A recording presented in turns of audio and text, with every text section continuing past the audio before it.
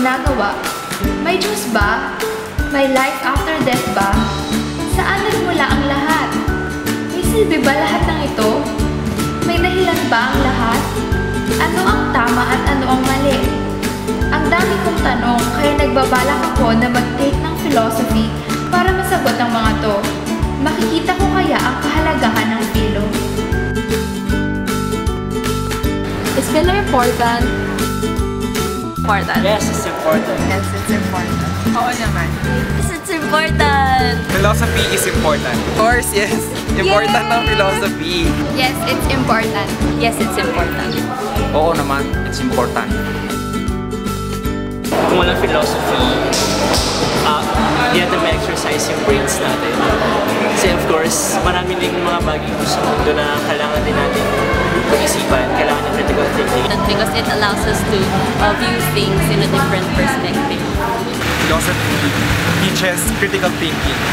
Parang tutulungan tayo magkaroon ng critical thinking. At ang critical thinking ginagamit natin sa maraming bagay. Una, sa pagiging Pilipino natin, ginagamit natin yung critical thinking sa tuwing may eleksyon, o tuwing may mga issue regarding, for example, yung court martial. Through critical thinking, nakakapag-isip tayo kung ano ba dapat ang gawin natin sa mga ganong sitwasyon. Siyempre, kasi maraming tanong na kailangan sagutin.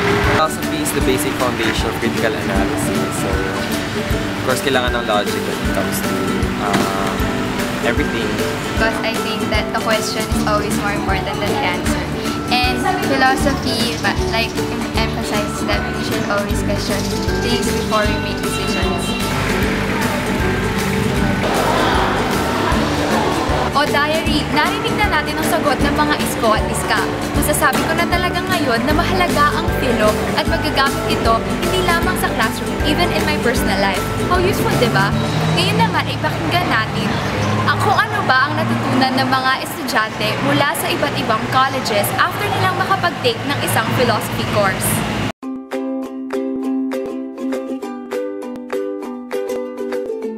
Ngayon na nakapag-take na ako ng Philo 1, ang galing niya kasi, di ba kaming mga scientists, naghahanap kami ng mga sagot sa mga tanong.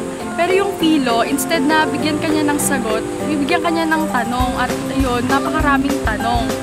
Tapos ayun, speaking of questions, ang galing ng Philo kasi sa kanya pala nagsimula lahat. Sa Philo 1 ko lang yung nalaman na pare dati yung philosophical question na what is life? Nung nabigyan siya ng sagot, naging branch siya ng science which is biology. So yun, ang galing ng Philo.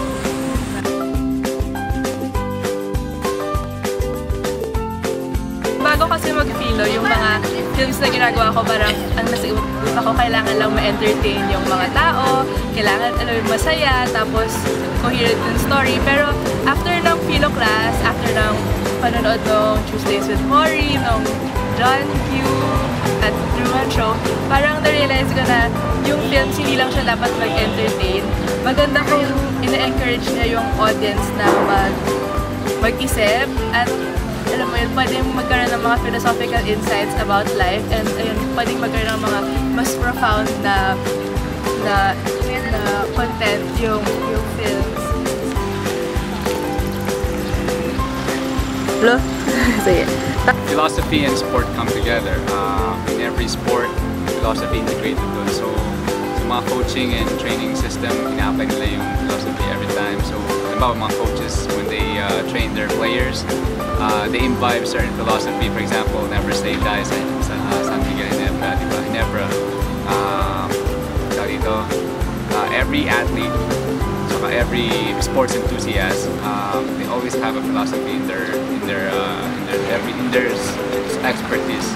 So, ako nung nag-take ako ng philosophy, when I read about the natural philosophers, halimbawa si Aristotle, yung belief niya na there's a balance of mind and body. So, I try to make it a point na I balance everything. Parang ganun-ganun. Natatawa ako. As a music major kasi, sanay na ako nakakakuha ng questions like, bakit pinili ba yung music? Kasi sinasabi ng madami, wala daw makukuha pera doon in the future. So at first, nagkaroon din ako ng hesitations, nag-worry din ako sa magiging future ko. Pero after taking Philo, nagkaroon ako ng reassurance na tama naman yung ginagawa ko. Kasi yung philo, parang siyang music. Yung philo kasi madami na nagsasabi, di ba, na wala naman daw kwenta yun. Pero actually, hindi nila alam na kasi yung iba isa sa value ng philosophy is yung value of goods na it seeks, or yung kind of goods it seeks. Kasi hindi yun yung material goods, pero goods for the mind. So, yung music parang gano'n din, yung pleasure niya, it's not material. Pero para dun sa pleasure na ginagawa mo talaga yung gusto mong art. Okay.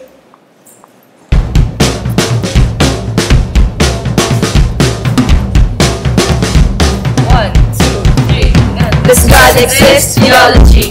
What is life? Biology. Sa iba't ibang larangan, ang philosophy kailangan para mabuhay sa mundo. Tayo magtanong na kung ano-ano.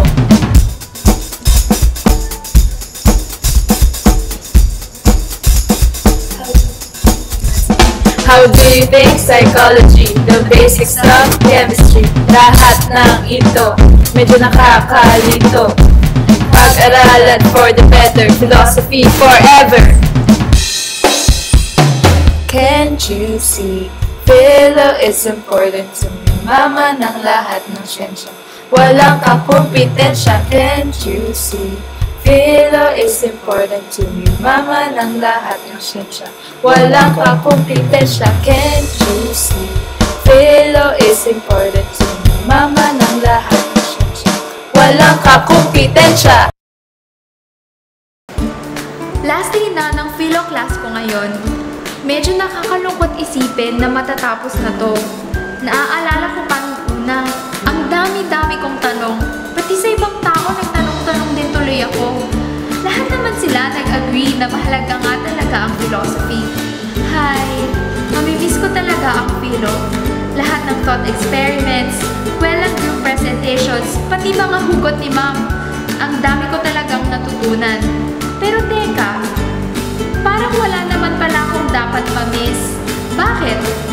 Oo, mahalaga ang ibang subjects tulad ng math, science, history. Pero pagkatapos ng siguro ng konting panahon, hindi ko na maaalala kung paano kumuha ng derivatives. Maaalala ko pa kaya ang atomic number ng uranium o ang date kung kailan namatay si MacArthur? Pero ang philo, lahat ng tinuro niyan sa akin, hindi na mawawala. Napaka-universal na mga lessons nito at bilang isang taong nabubuhay sa mundong to, malaking impact ang naibigay sa akin ng philosophy. I think, therefore I am. Never again will I be the ignorant person I was before. Indelible mark in me, and it shall stay with